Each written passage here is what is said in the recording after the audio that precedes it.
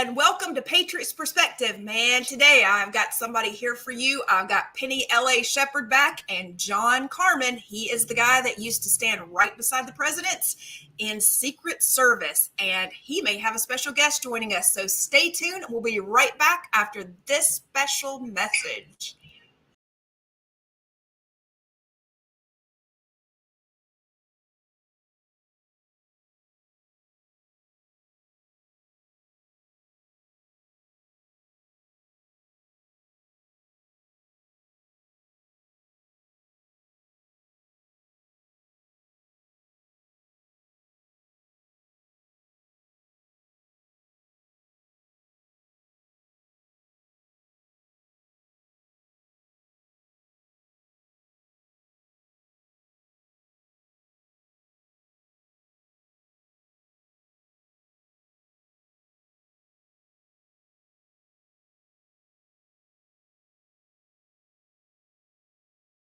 To fake check what's coming. Put in your earphone. Live from Miami, Florida, broadcasting around the world. You're listening to Patriots Perspective with Christi Tasker. Your news behind the government's facade. Don't fall victim to propaganda or spend another 30 days in the tech gulag. Turn off your tell-lie vision and just listen. Hear the most mind-opening hours of your life as we...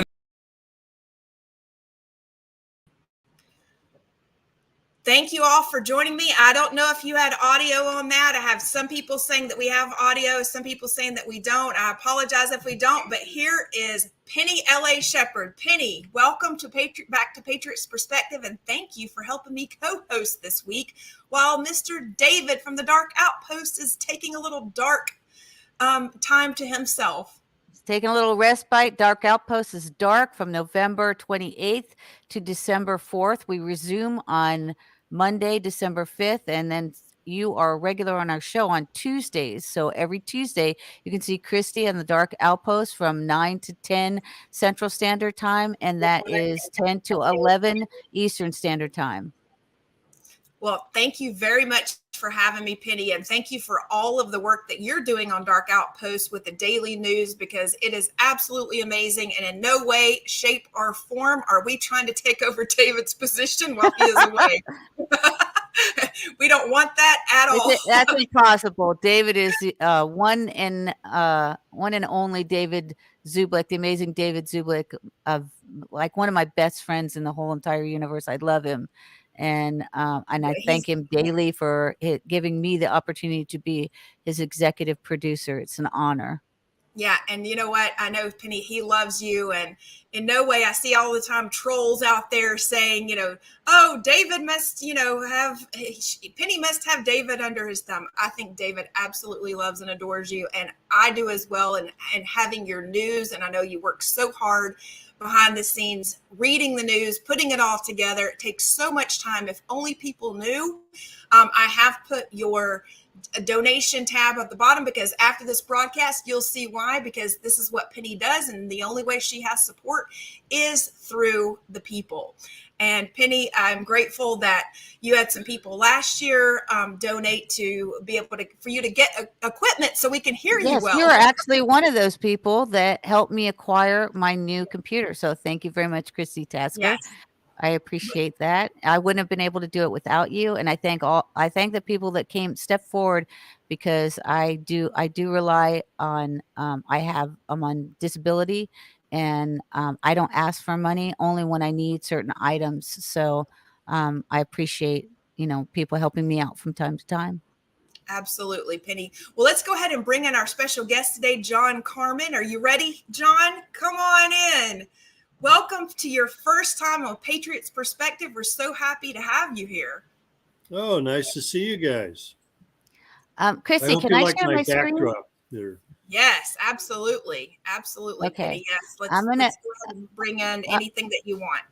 let me just start here with. Well, first of all, let me say this. I want my audience to know what you're showing here. This is information that you normally present on the Dark Outpost. So we'll only be doing this while David is away, just so the audience can keep up with the news, because there's so much happening on a daily basis. And after what we're going to be doing this, Penny, until what, December the 4th, and then you'll be back on Yes. Dark Outpost the 5th, Correct. right? Okay. Yes. So we're going to try to go live every day at 12. It's my fault because I don't have everything together in the production role, because it's so many moving parts, and we're all doing this all on our own. There's no big producer sitting behind the scenes. When it comes to NBC and others, there's normally at least 20 people in the newsroom helping to make sure that things are correct on the news. So I do want people to know that, because it's not one of those situations where there are other people. What you see is what you get here on the screen. Yes. And And so it's not going to be flawless. It's going to be fraught with some problems for sure. Absolutely. So we are live on LinkedIn, YouTube, Rumble, and Facebook right now. This video will be taken off of Facebook, LinkedIn, and YouTube later, and will only be on Rumble permanently. And that is because we have gotten strikes on YouTube itself, because YouTube has evidently a very strange way of reviewing its posts, because the same exact things that we have received strikes for are directly on Fox News, believe it or not. Interesting. Very interesting. So I'm just flashing some pictures on here. This is Christi Reeves Tasker with Patriots Perspective, and she's going to be on our show on Tuesdays. Or a lot of time is 10 a.m., 9 a.m. to 10 a.m. Central Standard Time. And I am Penny L.A. Shepard. My tagline is Agent X11, Hollywood dark journalist, and I'm Dark Outpost executive producer.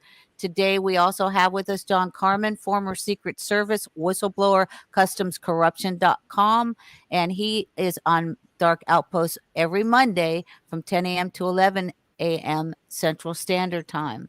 And then this is my esteemed partner, who, without his assistance and prompting me to become his executive producer, I would not be speaking to you now. And this is our daily show, which is from 9 a.m. to 1 p.m. Central Standard Time. And that's from Monday through Saturday, same time, same channel. John, I know you have some breaking news for us, so I'm going to play the breaking news theme, and then you can tell us what's going on in Russia. Duh.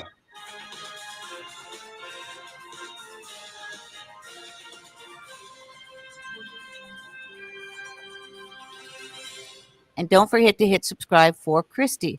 John, you told me this morning that you had some, I can't bring the screen in and out, so. Let's see.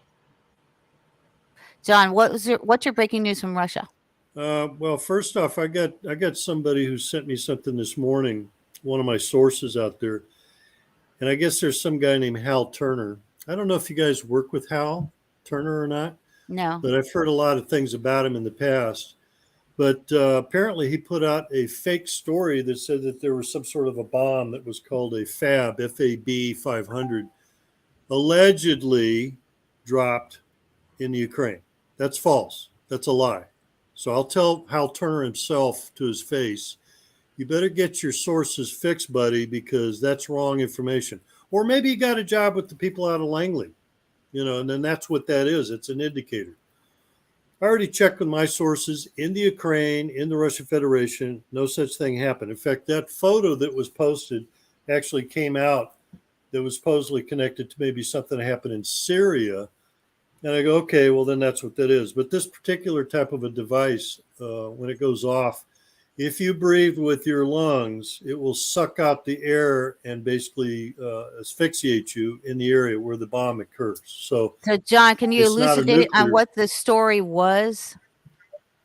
I can read what was posted. Hold on. The posting showed Hal Turner, radioshow.com, et cetera, Russia drops, unquote, FAB 500 bombs, plural, in Ukraine today, and that was dated yesterday, 11/27/2022. And then there was a picture of this device allegedly going off, which, could be, file photo for all I know. But I've already contacted somebody. But the actual reading of it was the Russian Federation has begun utilizing what they call the Fab 500 munitions, period. It is a 500 kilogram high explosive bomb enhanced with fuel to create a thermobaric shockwave. That's hence the fuel air bomb, Fab. No living things with lungs can survive the shockwave. That's kind of a weird misnomer when they use the word shockwave, because what it does is when it explodes, it sucks the air back like a vacuum, not a shock wave, which would be a little bit different. Anyway, comma, which can actually be seen shown in the video above. So they put a video up there. Bombay, B-O-M-B-E, Fab 500. Oh, that's in French. I'm sorry. I don't think you guys want to hear me speak French. They did post it on Twitter. And some other person who does have a French name, Jacques de Parfureux. How's your French today? November 27, 2022. That appears to be the source. But again, Hal Turner did not put up a disclaimer. And that's a problem. So anytime you get news out there like that, folks, you might want to ask the question, where is it coming from and who put it up there?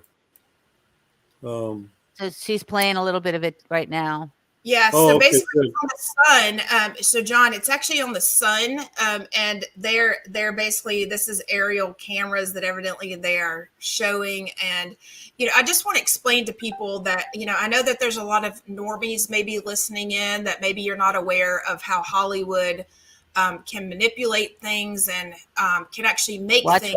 Wag the dog. Watch Wag the dog. Okay. Yes, because there's lots of good things that we should watch because, I saw this yesterday. Yeah. I saw this. This could easily be manipulated. Just all they have to do, if you think about it, is basically add, a layer, what's called a layer to a video, to basically make this. Okay. So they get actual aerial footage. But we have to basically take these items and break it down, because I'm just going to tell you that would not be that clear all the way down.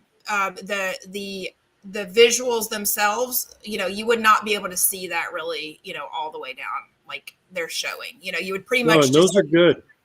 Yeah, those are really good. I review these like every day, by the way, and I see a lot worse. And I did pass on a few gross war pictures that I wouldn't want anybody to see, but. I think I even sent one to our show, and I retracted it because I was told maybe I shouldn't send it out because it was that bad. So I go, okay, fine. So, then I'm trained. I'm a trained professional. I've seen stuff like that. Yeah. So, John, I also want people to see, how they really brainwash people. So this is the Sun. They have over 3.5 million subscribers. And the amount of people that have given this video a thumbs up is almost 8,812 comments at the time that we're, looking at this. And this is how they mass manipulate people. So this is how Hollywood has utilized, their sources and cameraing and videoing and everything to, mass brainwash people. So I just question, I think we all have to question is what's real and what's not, because the things that they've tried to make us think are not real may be actual real situations that have happened, and what they're saying is real may not be real. Well, they've had crisis actors. I've seen them. I've already debunked a bunch of those too.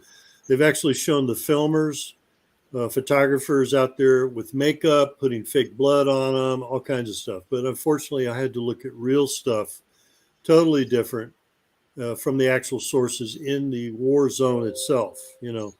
I'm actually still waiting for a response. I don't think I'm going to be able to get Alex, my friend, on. Okay. Well, we're going to be here all week, so we'll bring you in. You just let me know if you have breaking news or anything that you want to talk about throughout this week that Sure. Dark Outpost is dark. Can you bring me back in with the PowerPoint? Absolutely, Penny. Sorry about that. Okay, that's all right. So the topics that we're going to be discussing are Balenciaga, and we're also going to be discussing this situation in which John Carman had apprised me of. He said, do you guys know anything about diplomatic art? Actual pedophile material shipped all across the world and human trafficking from embassy to embassy. So this is one of the pictures that he sent. This one in particular. Mm-hmm.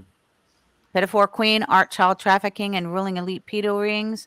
And then this particular picture, I saved some of your text to me. So here's one where you said modern art has acted as a catalyzer to cover up pedophilia, but recently, as the modern world evolves and perversion and blood, modern art and the consequence have become more aggressive in presenting pedophilia, cannibalism, and as the latest evolution presents pedivore. Therefore, sea containers are full of such items, including humans, pedo art, devil worship. Mhm. It's And you know, also it's also called live art. You Yes. actually using children victims. He said, "Welcome to Skull and Bones. The foundation for art and preservation of embassies is made up of dozens of billionaire families and politicians with ties to the global elite who are able to ship artwork around the world without passing through conventional security channels. They have partnered with the Rothschilds, Alefantis, the Podestas, and Hillary Clinton. They're all involved." On the That's same part of that site, customs procedure I had to go through when I was checking things at customs for 15 years. yes, and I'm going to And let you elaborate on that. So I'm going to just finish some of the text that you go sent me. ahead. Go ahead. Tony Podesta lives in Colorama, just a few blocks away from Obama's Colorama mansion in D.C., as we said before. Yep. According to the map, as the Colorama mansion is the same mansion to the ex-president Woodrow Wilson lived in. There are secret tunnels under Obama's mansion, and that is the only reason Obama has chosen that ugly black house, which looks like a horror movie, to read about Obama's Colorama mansion. And then you said click here, and I'm not sure where that click was, but I will find it because we're going to be reporting on this Yeah, it was a in link. this week to come. By the way, I couldn't find the Obama link. has a house or a mansion that's walking distance to the largest Muslim temple in Northwest Washington, D.C. That's another reason why he's in that area. So can you take this back down and let's ask John what he saw when he was in customs and why you're reporting your you've been reporting on customs corruption and your website is John? Customscorruption.com. If you go to customscorruption.com, you can also go to page 2, which would be slash page 2. So you had been speaking, you said the Art in Embassies program has allowed art to be transported globally for decades as diplomatic pouches that skirt all customs and immigration Right. inspections. It Well, is let at the me heart of their human trafficking. yeah, let me give a background because in my training, I was in Secret Service first in 74. And of course, I protected the embassies, walking distance to the White House, the Russian embassies, Israeli, Venezuelan, Egyptian, you name it, all of them. Embassies have special laws that they operate under. So do we. International law provides that diplomats are immune from traffic tickets, even up to a case that happened in Europe and Trump was president and they had to get this one female out because she accidentally ran into somebody and maybe killed somebody. They're not, they're covered under like international immunity laws. So that means that they can't be detained. You might be able to get their name, their ID on their passport, driver's license, and then you have to let them go if you're a cop.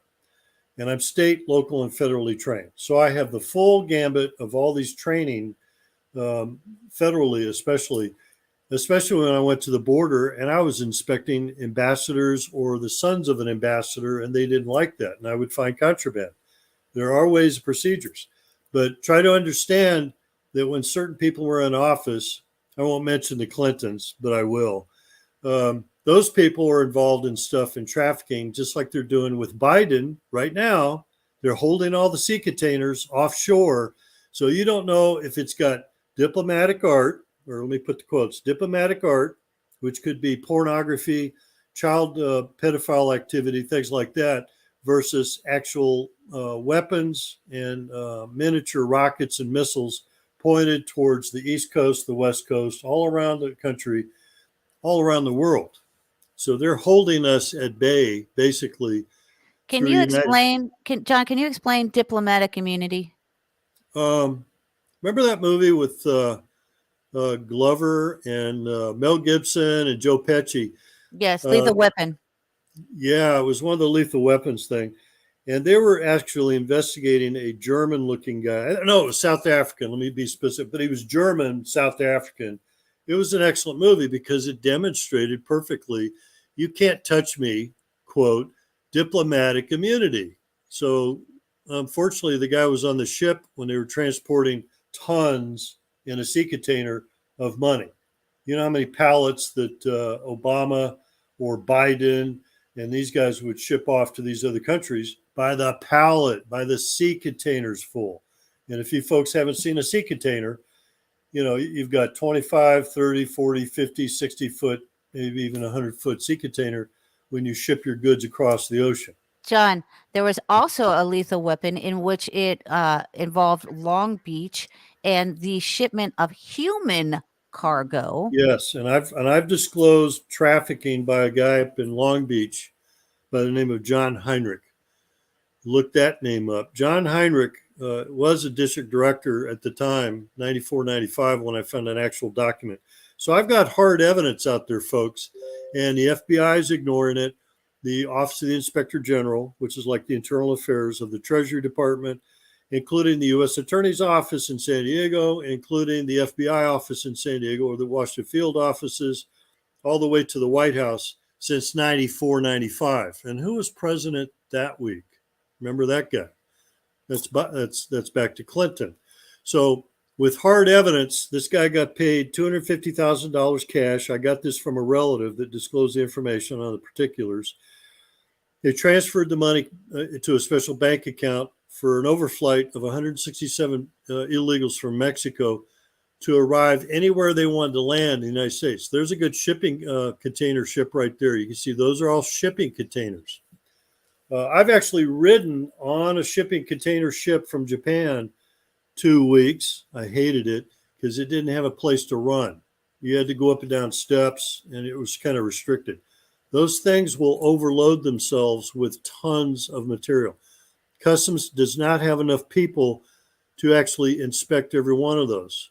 I was present when I got the only seizure in San Diego. They had narcotics in a truck. So they got to use it in a drive-through situation where they drive it through this gigantic X-ray machine that will actually X-ray the whole truck. This is what they're doing for most of the vehicles, trucks that go through commercial facilities. Unfortunately, they only get to do 1 to 2% of the thousands that go across the borders, East Coast, West Coast, from New York to Miami to Houston to San Diego, Long Beach, San Francisco. Name all these major ports. Those things are not all inspected. That means that they ship and take a chance. One might get inspected out of 15 to 1,000. It's an odds. That's what the smuggling does. They place the odds on it, and they get something through. I, on the other hand, also worked on the computer to prevent that when they came from Europe, and they would send sea containers on ships, and I had 72 hours to hold it for inspection, or it would automatically get processed through. That's a smuggling operation. And I discovered paperwork to show the name Bullet. I discussed this with Penny over the weekend. Remember the movie Bullet with Steve McQueen? Yes. He was a San Francisco detective, and it was a very exciting movie and all that. Somebody put an acronym in the system. So when I go into the telecommunications or the text computer system, it's actually Treasury Enforcement Computer System, but it's under Customs. I can go into the system. I can run your name, your plates, your date of birth, your social security number. I can put Intel in there and actually activate something. So it activates at the border, international airports, and that you get inspected if you come from outside the country or vice versa. This is the type of stuff I was doing. And when I found this name Bullet listed as the inspector, I looked it up. There's no such employee in the United States Treasury, let alone the government, with that name. It's an acronym. So that means somebody used it, like the CIA, and they would go and put stuff in the system, smuggle it in, and then when they would show up on an in-bond movement, which is a special bonded type carrier, they have to put all kinds of insurance. They have to put special locks on it to make sure it doesn't get tampered. Then when it actually arrives, then the Customs Service goes out, inspects it, makes sure everything's okay. They may release it, and then with a signature, I can release it, or on the computer, I can release it. That's where I discovered an internal corruption issue as well, among many, many, many other things for 15 years. And the internal affairs people vetted me. They said not one of those was inaccurate. All of them were accurate. All of my complaints were 100% correct. So we're talking many different ports. We're talking seaports. We're talking drug trafficking routes. Yes. We're talking land routes, air, sea. sea. Not to mention what's going on in the tunnels this week, or under the water, like in submarines, and the military. If I might interject for the normies out there, especially the people who may be following me on LinkedIn this week, who are used to having containers on the water. Many of my clients have containers on the water, as do I. So what typically happens in a situation is you may be asking, well, how do they know what's on those containers? We are required to put every single item on a bill of lading. They come in on our EIN numbers, as John is saying, on our tax numbers. They know exactly who owns that container. And when the container gets to me, it actually has a lock. I know if it's been broken open because I have a lock code when it leaves like an area like China and when it arrives in the United States. I know if the customs department has broken open, and yet to date, I have not had a single container that's been busted open, John. So I'm going to say this. It's very easy. It would be very easy for these elite families to transport goods, people, whatever they want on these containers or via our Air Force bases or our bases throughout the world, which are often utilized for transporting illegal goods and services.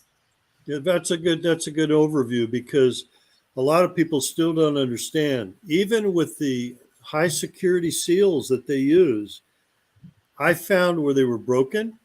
I found that they had tanker trucks that would bring propane gas in from Mexico, and they would duplicate the same seal that we put on, a high security seal that goes in one way, click, and it doesn't come off until you violate it and break it to inspect it or open it up, which one time we found 8,500 pounds of cocaine. It just happened to be in there, joke. Otay Mesa, 1991. This stuff is a violation. That's why I had death threats. They didn't like the fact that I was discovering their internal smuggling issue, even by the rail cars on railroad tracks. And who's going to, they're going on some sort of strike this week. They're talking about striking on the railroad. Nobody thinks about that also. They don't think about the railroads anymore. It's kind of an obscure form of transportation. It's a joke. We're down there, San Ysidro, processing cars and trucks and at the airports, planes, while the rail car guys come through. They hardly get looked at.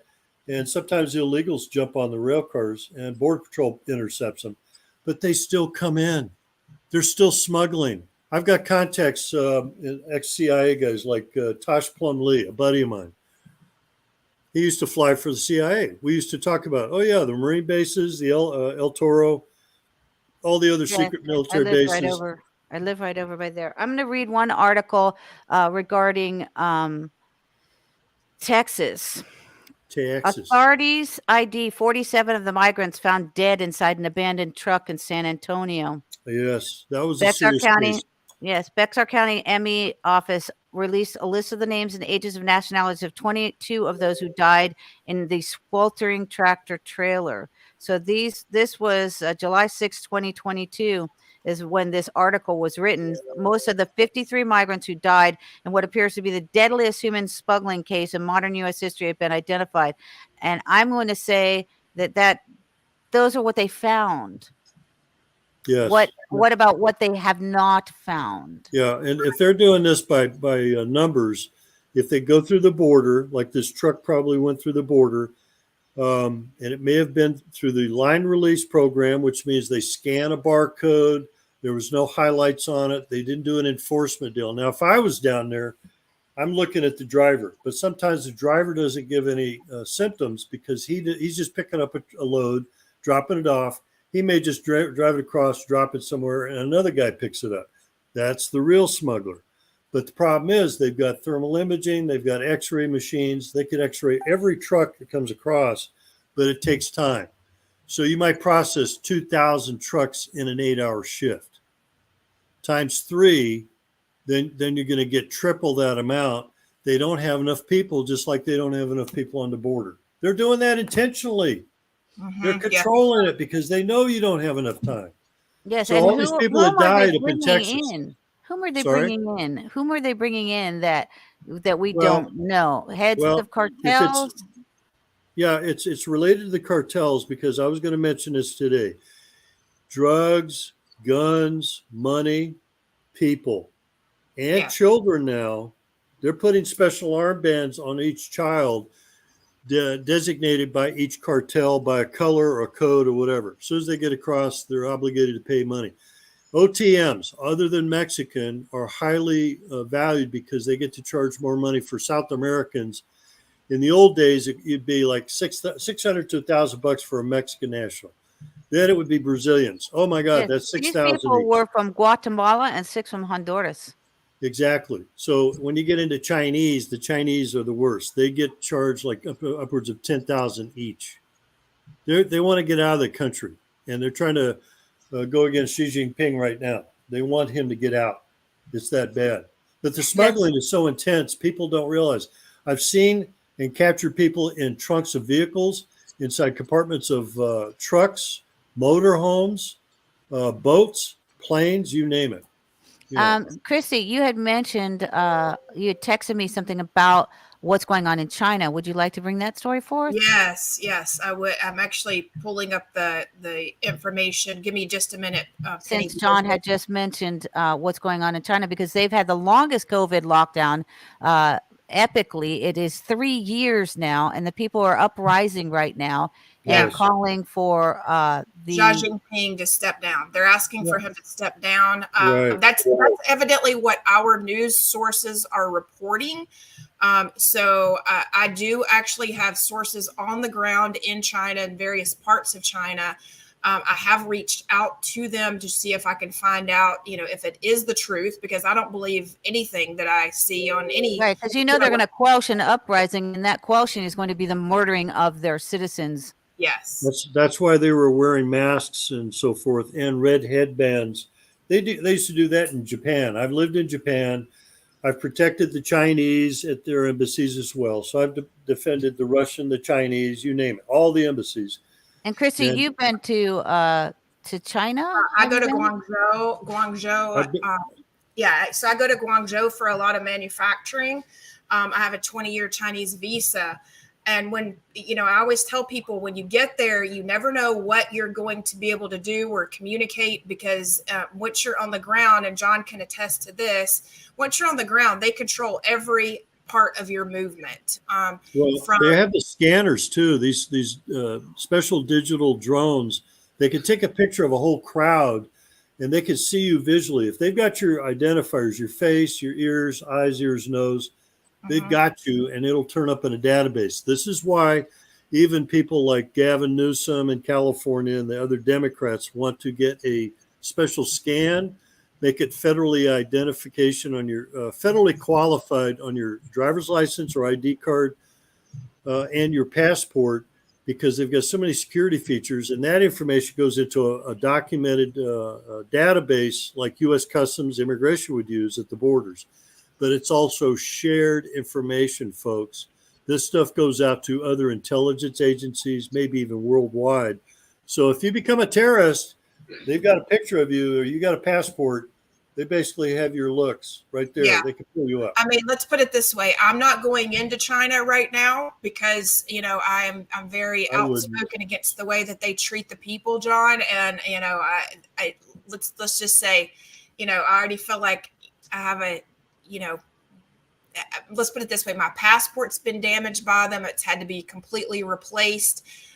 When my visa was updated, and Border Control said they hadn't seen anything like it, to the point where they actually kept my old passport. When I turned in the damaged passport, they kept it, and they kept it? The Border Control. Oh, that means the passport went. See, I just got a new passport, ID card, and a passport. They're supposed to return the old passports to you. 6 to 8 weeks. Okay, that's what I've been told. They're very nice about it. You're supposed to get your old passports, and I do. I have my old passports, but they're chipping everything. The security features, I could do a whole show on it, but they've got so many different security features in it. If you guys have a passport, pull out your black light and look at your driver's license once in a while and see where that other hidden photo is under a black light. I don't know. It's common knowledge, so I'm not releasing security information. But, no, you're not. And the passports also have a chip in them, John. They have a chip. Of I course believe they do. it's in the back. I believe it's actually in the back folder on the majority of them. Because with my damaged passport, I've been able to travel pretty much throughout the world. No one really stopped it. I was the one who actually said, this is kind of crazy that when the Chinese had basically taken in my passport. And for those of you who don't know, whenever you have a visa in your passport, you have to send in your passport.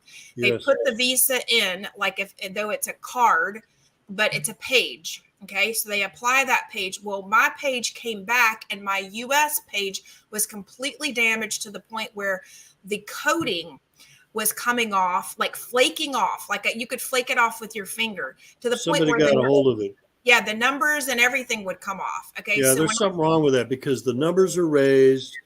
There's a black light imaging thing. There's special coding in it. I mean, I could pull one of mine out, but I don't want to disclose my information. Yes, me too. But yeah. it took me 30 minutes to enjoy looking at all the features because I have the background. I've examined over 15 years, probably 4 to 5 million people coming across the border in that agency alone at the border. That means I've got all this expertise. I know what counterfeits look like and all that. Sounds like somebody was trying to either deactivate or pull the chip out to examine the chip and maybe duplicate the chip somewhere because you may have dirty people in the Department of State, in the passport offices who will easily say, oh yeah, for $1 million, I'll tear open somebody's passport, give them that chip and give it to somebody else outside the country. They will duplicate the chip like in cartel country in Mexico or Colombia or some other country. And they will duplicate the same John, chip. it made me think there's one thing that you just said that made me think maybe why they didn't send my passport back is if they had added another chip so that they have to replace it. Yeah. But I won't mention these nickel, what do you call them? Neo-cadmium super magnets. Super magnets are really cool, folks. You could play with them. You could do all kinds of cool things. You could put them in your car and it might even distract or disrupt some signals. But I wouldn't take a super magnet and wave it over your computer. You don't want to put it next to your cell phone, but you might, just for giggles, if you're in a bad situation, you can't take your cell phone apart, take the battery out, pull the SIM card out, and block it. But I was going to say RFID blocking material, you could buy the material, you can stick it in an envelope, you can wrap it in aluminum foil. It'll block the signal up to a point.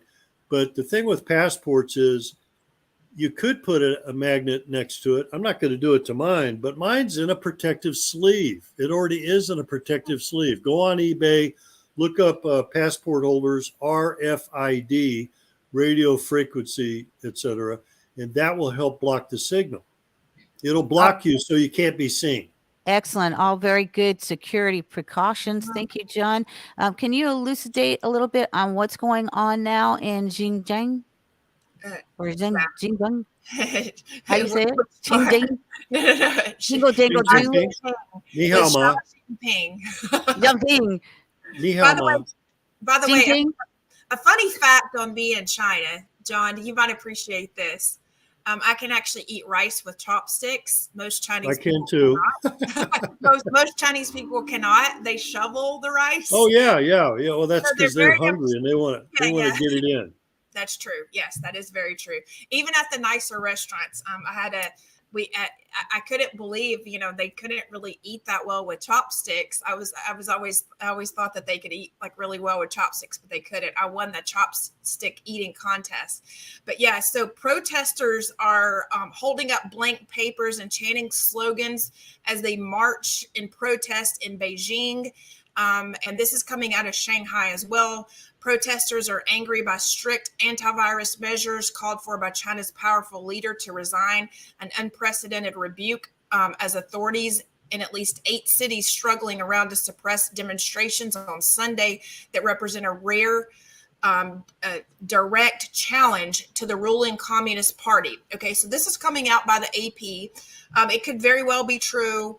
I have sent, and I've not gotten any responses back in 24 hours. So I am a little concerned even about some of the things that are possibly going on there.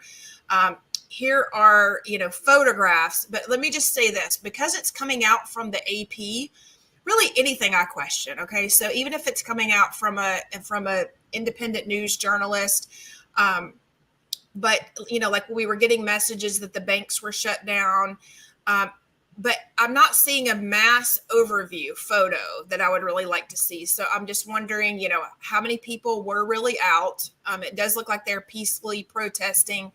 Here are some of the barricades that are down, but we can never really trust if any of this is real. I don't trust it until I hear from people on the ground, that are on a protected server, that are able to get messages out.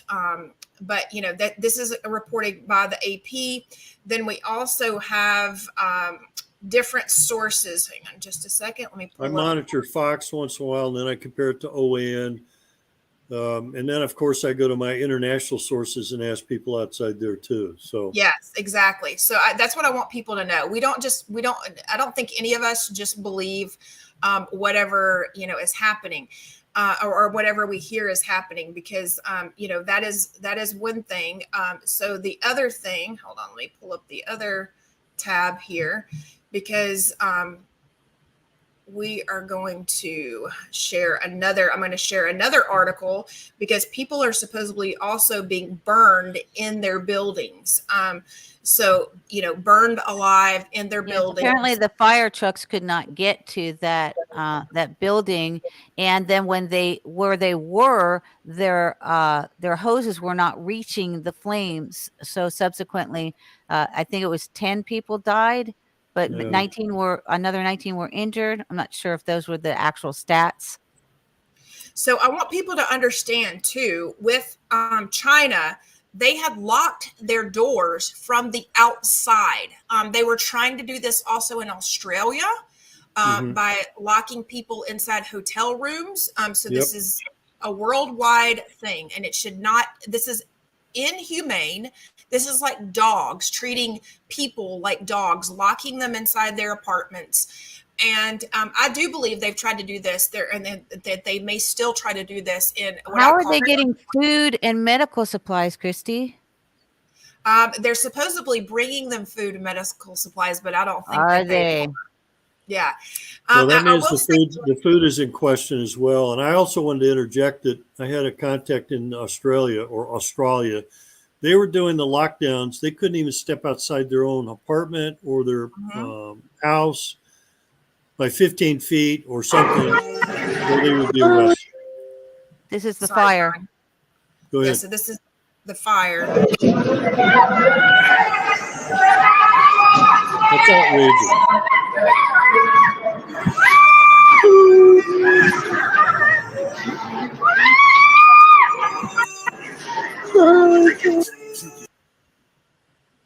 Yeah, that's outrageous that they allow that stuff to happen.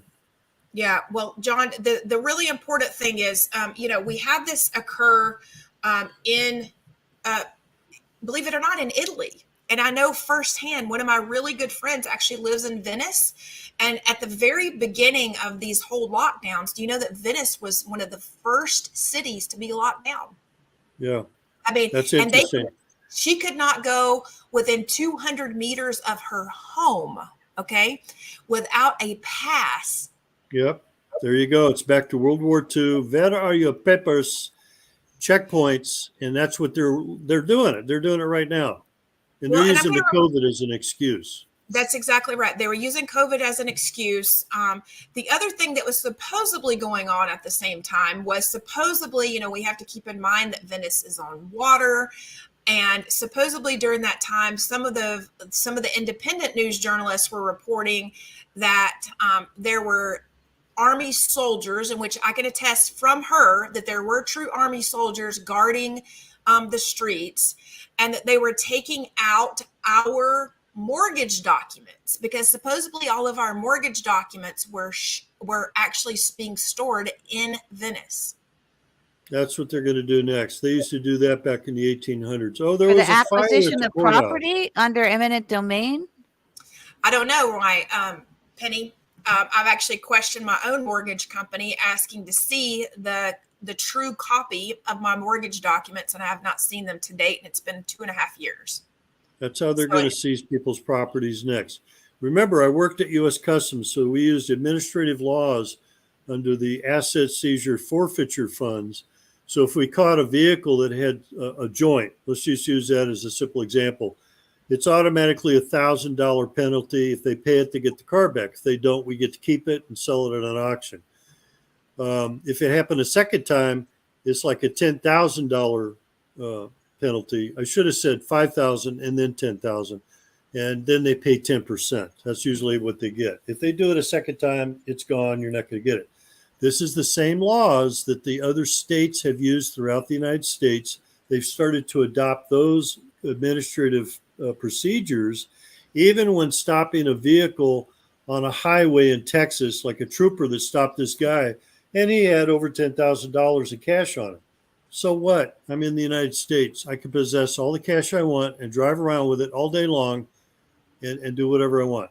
It's only when you're crossing a border, international border, airport, seaport, land border port, or you're causing to transmit more than $10,000 through a bank transfer or something else, then it goes through the CMIR money reporting, the Currency Money Reporting Acts. Then you have to report it to the IRS. That's all that is. I don't trust the IRS. It's an illegal agency. So if you're walking around with 10 grand in your vehicle and you're going to use it to hand off that cash to a cartel to purchase drugs or children. Emergencies. No, they're going to be carrying a lot more than just 10, believe me. You know, they've got 50, 100,000, 200,000. Those are street level people at the local. And I'm a lifetime member of the California Narcotic Officers Association. I've got all these memberships and all these type of agencies, and it's all law enforcement related. But I'm so familiar with all this. But they're expanding the laws so that they can stop you on the road. And if you just happen to go to a funeral and your relative gave you a bunch of money and you're getting ready to go to the bank and you get stopped by one of these guys, he's going to illegally seize it because he thinks he knows what he's doing. Those cops with badges do not know what they're doing, and they're violating your rights, and that's how they're stealing. See, they think they're doing something. No, they're just stealing. Each state is doing it. It's even worse. And I've seen cases even in Texas, Penny, in Miami. Miami is one of the worst. Yes. You know, Bienvenidos a Miami. I like that commercial. You have to speak Spanish to appreciate it. But and John, another thing that I think they're doing, believe it or not, because Viva Cuba. What do they also know that we adore and we like? Okay, so not only our kids, but our animals. Animals, yes. Yeah, they're into all kinds of stuff. I busted a guy in Mexico who was a famous millionaire. And he would specifically go outside the country and he would smuggle animals under the violation of the Endangered Species Act. Now, I realize that looks like a common poodle, but all kinds of animals are smuggled. White tigers. I'll just mention white tigers. That wasn't yours, was it? Was that your dog? Your dog was quarantined in Glasgow, Scotland? Yes. What happened? Okay, can I show you guys what happened? Because I think John will find it very interesting. So keep in mind, I want to give you a little bit of background to it. I traveled from Atlanta, Georgia on Delta. My flight was booked on Delta, changed to Virgin Airlines, going through Orlando to Glasgow, Scotland. Okay, so a 9-hour flight direct. I board the flight. We board the first flight, Delta, go directly to Orlando, pretty much directly on Virgin. Is it Virgin Branson's airline? Yes. Super nice flight crew, everything. By the way, at the time, I had the Virgin PR person's phone number, Richard Branson's PR phone number directly. Had I not, I don't think I would have my dog back. Okay. So this is basically what happened. So I get on the flight to, get on the Virgin flight. Here we are going, boarding. Hold on, I'm gonna speed it up a little bit because I wanted you to see exactly what happened when we landed in Scotland. Keep in mind, okay, let me just show you this part because this shows where they are taking photos with the dog and everything. They know the dog is on the aircraft, okay? And I've resubmitted all the paperwork while we're in air. I'm resubmitting the paperwork. So on the ground, I'll have no problem because they're saying, oh, we don't have his records. Can you please submit his records again? We did submitted his records. And then we land and we get there. And so I want to go into what happens when we get there because it's very dramatic. And had it not been, and I say this because it's kind of like this happened in 2018. So I want to say if I weren't a mama bear then, there's mama bears coming out in 2020, but what was this? And this entire situation, just keep in mind, was up to a local council, come to find out. So just hear what happens for a second. You come into another country, so obviously with quarantine and disease, etc., we're not allowed to let an animal come into the country and roam. Yeah, but is it? We have his EU paperwork and he's chipped. Right, what we need to do, we need to get an official from the trading standards to come and view all that. I'm not an expert in it in any way. I've never dealt with this before. We need to get an expert to come and look at all that to make sure everything's okay. You wouldn't let an animal come into I your country. understand, but he's saying that why can't I? That's a U.S. Customs. It's a customs jurisdiction. This is, and I'm still under U.S. Customs jurisdiction because I'm still on the aircraft. So they didn't know what to do because I refused to deplane. Deplane, right. I refused I've handled lots of aircraft and commercial flights. If you land at a foreign airport, you remain on the airplane. You're still in the custody of your own jurisdiction, of your own nationality, right, if it's an American plane. If you want to deplane, then you have to go through their customs, and you have to have the rabies shot and the paperwork and a health card. And they can actually quarantine an animal if they think it might be sick or something, 14 days or something. But in that's this case, John, case. They quarantined my dog because they thought, because he has a French passport. Keep in mind, a French EU passport, European Union passport, written in 5 languages, and this is in Scotland, and they're saying, oh, he needs a Scottish passport. That doesn't sound right. First off, there's a U.S. passport or for humans. They don't give passports per se for animals, but if it was a designated animal document of some sort, then that's what they would provide. Yeah, right. So they end up going, and I just want to show you guys this because I want to share. This gentleman comes on. I'm going to play a little bit of him. Okay, so they get. He might be the health inspector. This is weird. That's usually what a company's customs are, the health inspectors. Do you guys see this strange video information? So strange. It just popped up. Yeah. Okay, so I won't play all of it. Look at this, guys. I can't even make this stuff up. Do you see this? See the numbers here? 666 populating. Oh, I see that. Oh my gosh. This is crazy. Okay. So, so basically a guy comes on and hold on. So here I am. I'm going back and forth to visit the dog. Okay. So you guys can watch this whole video. It's actually very good. It's on my travel blog. Okay. You can see everything about Bentley, and I'm going to stop sharing for a second, but you can see it's on my travel blog called PS This Rocks, it's on that YouTube channel. But you got your dog back, right? I got my dog back, but let me tell you, John, had I not had an extra $500 and I wouldn't have the dog back. Okay. All they were asking is you had to pay a permit. It was about money. Yeah. A dog permit. That's basically what you were doing. You're paying a dog permit. And if there was a travel document, I've never seen one for an animal. They have paperwork. They have to have vaccinations. Oh, of course, it's not actually like a doggy I was cross-designated all those agencies, up to 40 different agencies. So I handled all those areas that you guys are seeing firsthand. So you might see an immigration official, a customs official, who are also cross-trained, and a public health official, or APHIS and or agriculture. 5 different agencies up front. John, there's one really important thing that you said and I have been preaching it to the travel community, Yes. that you should not deplane. You should not step over the line onto the That's right. tarmac if you have a problem. You negotiate, you start filming. They knew, like literally, I handed told my mom, please film everything. Yes, Everything. that was very good of you to do that. NBC News. So you guys need to make sure, all the public out there needs to make sure that you have a contact with any sort of news source, even if it's us or someone else, to make sure that you have somebody that you trust to get it to news sources. So if you do have a problem, that do not step foot over the tarmac until you have an agreement. If you have come to an agreement. Yeah, you're in an international inspection zone. That's where the plane taxis over, and once they go to that inspection zone, it's specially set up that way so that the customs can approach the plane. Nobody else can approach the plane until they get off the plane. Why? Because I did those inspections. Yeah. I've arrested people who were baggage handlers. They supposedly had a special sticker. They can't be a felon. They smuggle. Airlines smuggle, so do the crews coming from Mexico, just to badmouth Mexico on their air flights from Aeromexico. But that's what they do. They smuggle, and they take it on the food containers, and the pilots and the stewardesses don't get checked. They were smuggling. So all this stuff ties in.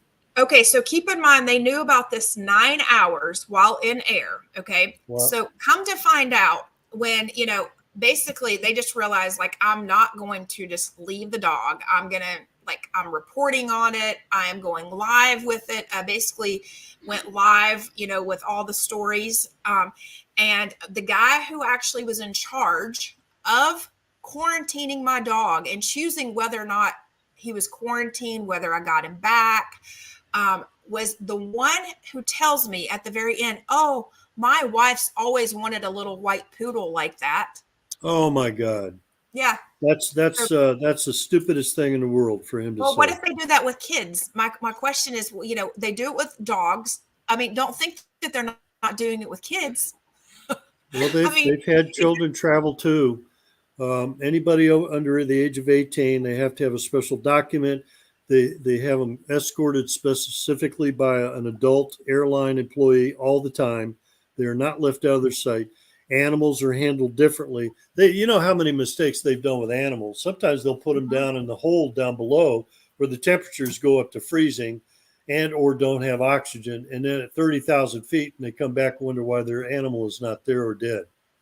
And then they still charge for the animal as well, and exactly. So it's kind of crazy when. But did that phone call, did that contact that you had at Virgin Airlines work out, or that other? Believe it or not, I did not have to use it.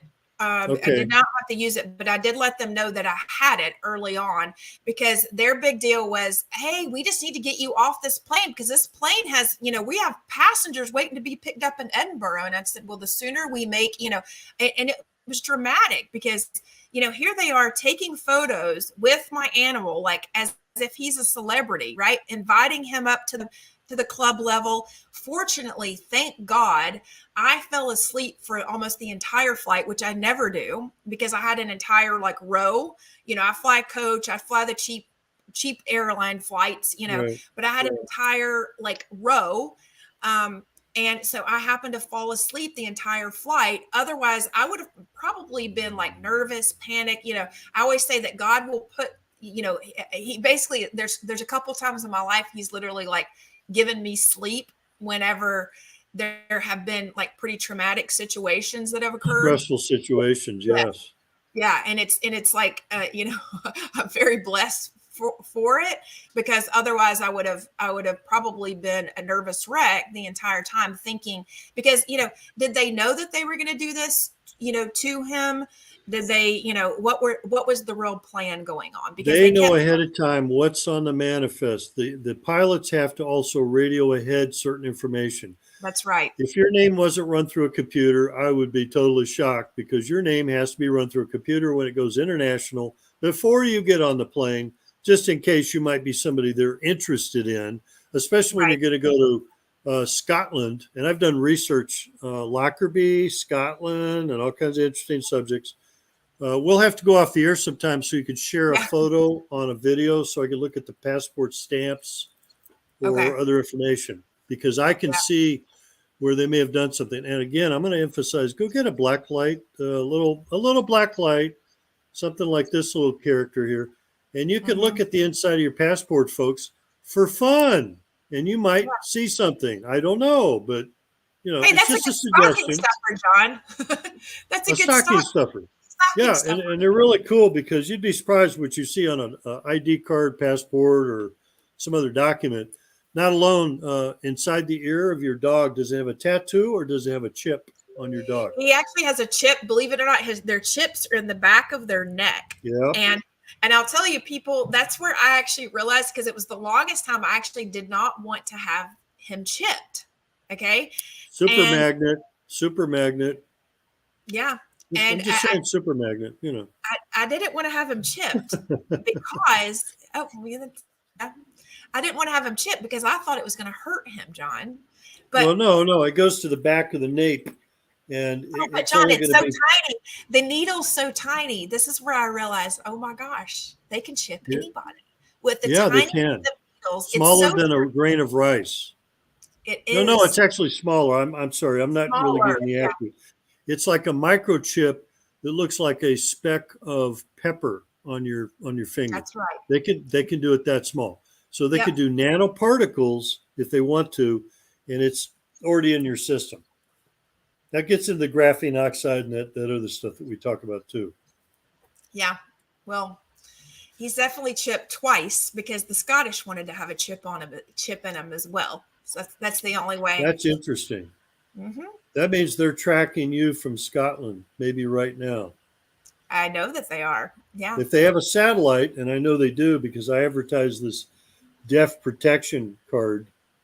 Does that look weird? Deaf protection? Yeah. Because of the stuff on the satellites. So you can bet that if there's a chip in the animal or a human being, it's being tracked by satellites right now. So people need to get those RFID sleeves and envelopes and put your stuff and protect it. They don't need to know where you are all the time, especially when you're running out of a house or something to get away. Yeah, that's extremely true, John. And I'm grateful for you for telling us all about how it is and that's just the tip of the iceberg. Yeah. Oh, I know. Ask me a question. Pregúntame. Well, what's that old saying? Ask me no questions, I tell you no lies. Yeah, I heard that a lot. And when they say that, they're gonna lie to you. Exactly. That's the fair warning. Right. Ask me no questions, I'll tell you no lies. But in other words, if you don't ask them any questions, then they won't lie. But if you ask them questions, they're gonna lie. That's right. My father-in-law used to. I'm trying to. He was actually a Queen's Guard soldier, and he would say, "I really don't like to lie." One of his favorite. I actually protected the Queen when she visited the White House, since I've got my screen up today. Yeah. Back in '76, so it was kind of deal.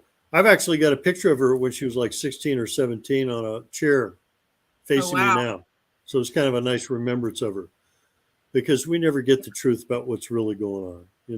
There's so many lies out there that you wouldn't believe. It's just what was it like when she visited in '76?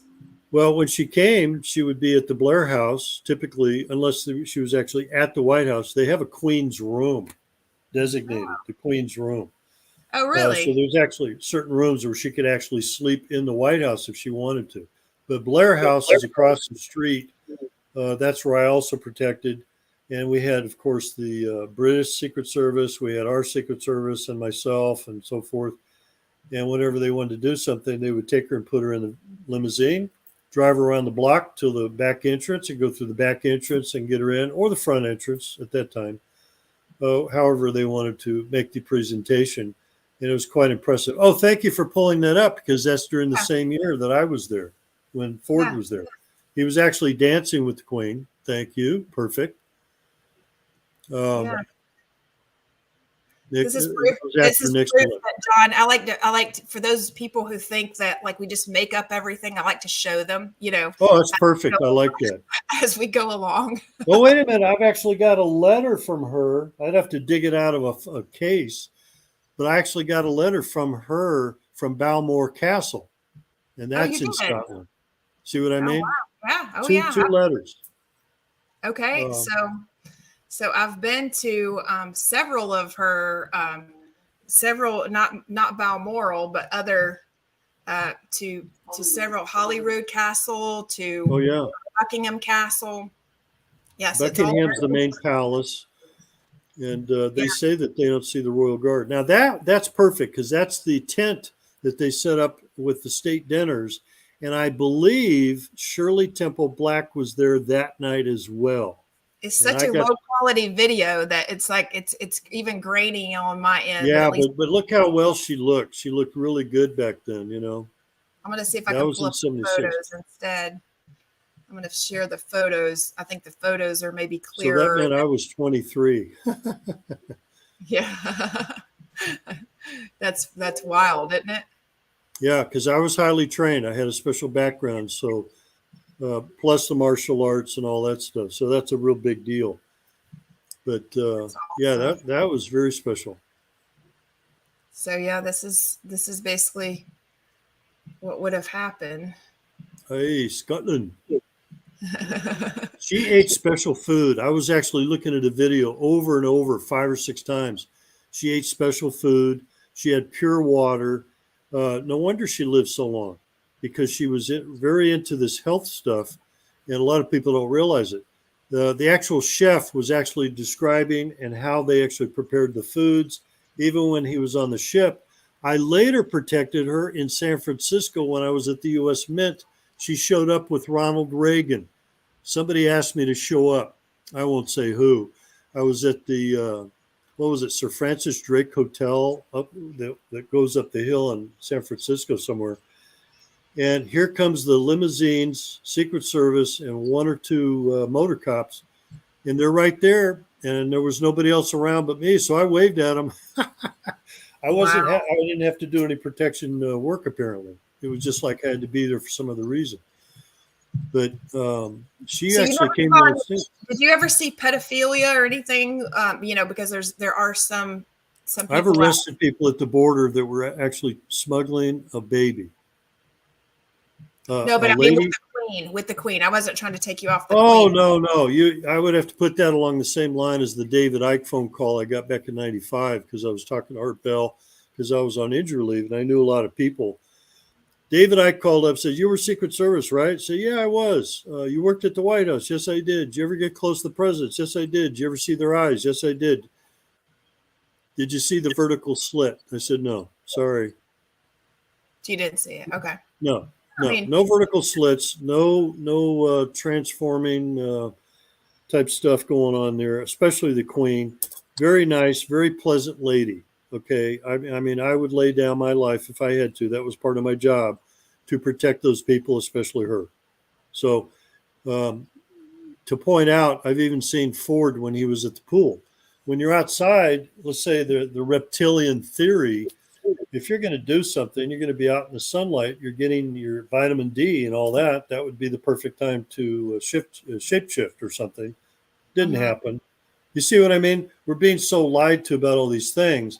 I will not rule it out because I'm open-minded, but I'm very careful about scrutinizing the stuff that's out there. And I used a colorful word besides the other words I've heard.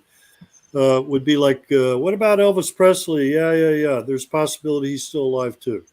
But even Princess I think Diana. we can all only speak to what, and what I appreciate, even about you is you only know what you saw, right? I mean, like nobody. Exactly. And nobody, I've talked to other people. Believe me, if Elvis Presley showed up at the White House, which he did in 71, 72, you could talk to other people that work there in the Secret Service. Hey, what happened when this happened? Or the next day or something. Then you would actually see, oh yeah, there's Kissinger. I protected him too. And that is at the White House because that was the executive office building. The guy with the glasses, that's an agent. Yeah, that's what I was thinking. I was wondering if any of these might see Wait, you yourself. just missed me. Anyway. Yeah, there's another agent walking off like he's looking somewhere else. Betty Ford shaking Henry Kissinger, and I believe that's Nancy. I used to get her name mixed up. That's the executive office building in the far distance, the dark colored. That's the executive office building or the Eisenhower building. And I've drawn my loaded weapon, 357, exactly where those people are standing on people who jumped the fence and arrested them at 2 a.m. You know. Yeah, that's very interesting for sure. Yeah, they're probably playing the special Queen's March or whatever. Well, I definitely want to make sure we Excellent. We reconnect for sure. And I love your insights and things. Oh, there she is leaving in the car. No, that's the arrival. She's arriving. Okay, she's arriving. Yeah, that's the arrival. So did she have her own car or did she ride? No, that's probably one of ours that we loaned her. They could have brought their own car, which is normal too, but we also loaned them the president's car because it had our driver. They knew where to drive, they were familiar with the area, and it kind of works that way too. So I guess we would know if it's a left-hand driver or right-hand driver, right? Yeah, look carefully. It'd probably be a left-hand. I think this is maybe our car. Now, every time I watch the Queen, she's wearing gloves. She's got her purse on her arm, and there's a signal to that because when she gets tired, she will drop it down to her hand. She's ready to go. Now, how many people out there knew that? But she's very nice. She's very elegant, and I've seen her, the way she acts, and I've always monitored because I'm a human behavioral analysis expert. And when you look at people at the border, like I did for 15 years, how they walk, how they conduct themselves, you can tell if somebody's got a limp or an injury, pouches, contraband, whatever. I mean, I look at everything. But yeah, now they're doing the appropriate salute to the Queen. They're playing the British anthem or something by that time. Amazing history. Yeah, it is, isn't it? There we go. I'm just looking around to see who else I used to know back then that's working. And I thought it was an interesting video, and I was like, well, let's see if John sees himself anywhere here. No, I would be off back to the far right or perimeter area. You would be. Although I've been on the inside, but I'm nearby where I could run out there if I had to. But they've got all the high-ranking guests also. I see foreign nationals from other countries visiting as well. Anybody from the United Kingdom would be in that crowd, like that gentleman with the military cap. That's not a U.S. military, so it's probably from Ethiopia or Kenya. Kenya was part of the country back then, so it might be even from Kenya or someplace. Interesting. I've been to other embassies when I was in Japan. And every time you go to an embassy, that's foreign territory, sovereign territory. Not to suggest people go running up to the nearest embassy and running inside, because you'll get to deal with Secret Service as well. Oh yeah, that's my grandfather. He was actually secret. He was actually in the State Department. Worked in the State Department and Army Intelligence as an Army attaché. Yeah. Well, he was an attaché. So he had presidential access to JFK. He was the one who actually reported to JFK that he had decoded that Fidel was about to take over Cuba. So he was a Morse decoder. Oh, we're talking way back in the 60s then. Yeah, 61, 62. Yeah, okay. To 75. There's another nice picture. Yeah, but that's Trump over. That's in England. Yeah. Yeah, so I want to know what your thoughts are on this, because this has been a very I've already got criticisms of Trump. He walked too fast. He didn't wait for the Queen. He walked ahead of her. As old as she is, I would have held her hand, but she's very particular about that, And that's why the Buckingham Guard is right behind her with a sword. Yeah, which is typical. And then, people want to say that nobody's ever walked in front of her, but I've seen several other videos. Well, he did. He should have slowed up. He's a dolt. when he does that. Well, what I was saying is there's been a lot of people walk in front of her from other videos that I've watched, and Yeah, you know, it's watch this one. I've seen this before, but she actually said go ahead. So yeah, exactly. So he's you know, reviewing the troops, and that's okay. So she said go ahead. and it does seem like he was trying to wait on her. Yes. You know, I think any of us wouldn't really know what to do, but you know, So I'll withdraw the dolt comment then. yeah, I think it's a situation where, you know, if somebody pushes you forward and it's the the queen, you're going to go forward, right? Yeah. You know, you're already being critiqued on it enough. And then, you know, the other thing that's really interesting is this is in this particular video, people have accused or actually stated that Trump, you know, that the queen capitulated to Trump that day. Capitulated. Yeah. And, that's weird. You know, there's some theories going out, you know, that There's a short guy got in there. How'd that guy get in there? Well, you know, I've watched a lot of these trying to, you know, figure out like if there's anything that's like that was sent, you know, and there are people that have walked in front of her and they seem to be not even important people sometimes. So, right. You know, they still have to, I've watched it too, and I've seen other stuff there, but Secret Service is a lot different than their MI5, MI6 people. But then that's her grounds. Those are her people. Those are her guard. And those guys have special requirements, and they do certain things. All those guys with suits back there are all Secret Service for their side. And of course, our Secret Service as well. But they're keeping a distance respectfully so they can do their ceremony without interruption. Mm-hmm. Right. But that was okay. That wasn't too bad. Yeah, I didn't think so. I didn't think it was too bad either. You know, I think a lot of them, they've gotten a lot of flack, you know, from both parties. But I think that was really interesting. Well, just think of it. I've got the actual screen saver with the actual location where the Marine One is sitting behind me. If I can get to the side there, where that other tent thing was set up where she was received at. So I actually pulled my gun on a guy that jumped the fence one night in a 3-piece suit and a briefcase on the same location that they met and had that in 76. Oh, really? Think about it. That's close.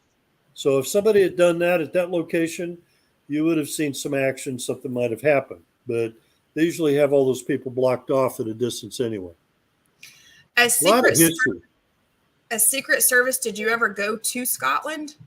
No, not officially. I was trying to see if I was going to pull up Secret Service photos at Trump Turnberry to see if I had those to show people what it looks like when they're on the ground and maybe some of the things that you might have had to. Yeah, I was mostly there during Ford and Carter. Nixon left August 9th. If anybody could pull up photos, I want one because I actually stopped a guy named Andy Warhol inside of the residence who was escorted by a female staffer, and a flash goes off and I immediately looked left and I went straight for the guy that had the camera. Happened to be a real tall guy too. Andy Warhol was a tall guy. So I had to confiscate his camera, ask for the pass that the female staffer was Campbell wearing. Soup, Andy Warhol from Studio 54. That's it. Oh, really? That Andy Warhol? Yeah, the one and only. Yes. Art this week because we have Art Basel going on here in Miami. So exactly. We're going to do a little art breakdown. You might be able to contribute some to that for us. Yeah. So I called for a supervisor. Said, could you report over here? I've got a violation. The guy had a camera, blah, blah, blah. They're not allowed to take pictures in the White House. And they also have to go through the White House press corps, which is another kind of a weird joke because we're Secret Service. We have our own restrictions, and taking a picture of me while I'm working there is prohibited. At some point in time, they actually gave his camera back. Usually we keep the camera, develop the film, check the camera, make sure nothing else is in it, and then we give it back, and we might even clip out the photo, and I would have got a copy. I didn't get a copy. You know what I mean? Yeah. So I think I said something. I say, if you get this developed, if you get the camera back, send me a copy of my photo, please. Never got one. Oh, well. Wow. Yeah. That's a little inside story there, but it happened. kind of like my passport. Well, I definitely want to share some inside information with you from Trump Turnberry. So, maybe we'll have to have you on again, Penny. Maybe Penny's Definitely. alarm, by the way. So don't blame me if I'm not getting back with you. Please contact Penny. Yes. Well, yeah. I want John you and to I send talk me an like email. almost. We talk almost every day. So Good. Yeah, I want an there's email no and a cell Yeah, possibility. phone. I so I can wanted call you. everybody else out there to know, Penny, that they need to get in touch with you and not rely Yes. on me, because you check your email and you're a lot faster at responding than I am. So Well, Penny's my agent. I am actually. I'm the agent for the former Secret Service agents. So I am that agent now, Yes. apparently. I love it. Um, That's awesome. It's not profitable, but it is what it is. Maybe I Penny, would you like can be my to. agent. I would like to thank you, John, for coming on, and we're going to be bringing you back probably on daily updates, and we're going to start addressing Balenciaga. I'm trying to say it, John. All I see in it is CIA. Balenciaga. Well, let me say it like the Italians say, Balenciaga. Yes, you but go. when I'm reading it, I see Bal and Balenciaga. CIA. And God. So it's a brain twister in my head. That's funny, Penny. I didn't even think about that. Anyway, thank I you do the again, same. John, for jumping on such short notice, and I'll prize you of one, because we're going to do this all week long, all week, and we'll bring you back. And if you get any updates on Russia, also Yes. you're welcome to bring in Alex or and the Colonel. Yep. Yeah, I'm tied in right now. I mean, if they'd have come up right now and said something, I would have brought them on if I could, Excellent. Well, Okay, and so- I'm looking forward to us talking about art this week too. Just so everybody listening knows, we're going to be Yeah, talking we a lot need to about pull art, that up. manufacturing, because we have Art Basel, Miami here. And where is Art Basel located? Basel, Switzerland. Well, they're some of the worst violators with these diplomatic houses, and I was talking to Penny about the same thing.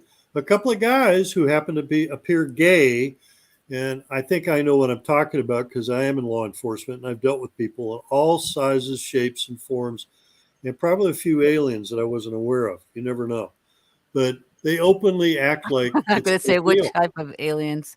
Yeah, that's what I meant exactly. But they openly let people come into this mansion. And these people who are diplomats, they live in mansions. Some of the mansions are bigger than the White House that you see in that screen. Castles. Ask Tom Cruise. He probably still has a castle back in Scotland somewhere, or not.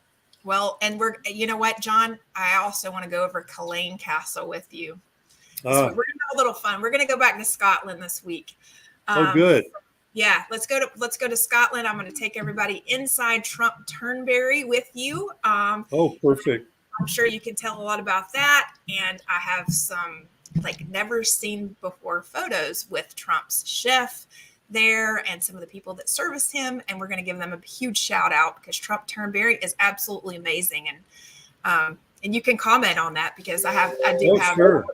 Believe me, video, Secret Service handles all kinds of things. And I even turned down the secret shopper job, Secret Service secret shopper job. I said, no, I think I want to be in the active areas. I don't want to be driving around in civilian clothes with a vehicle full of food.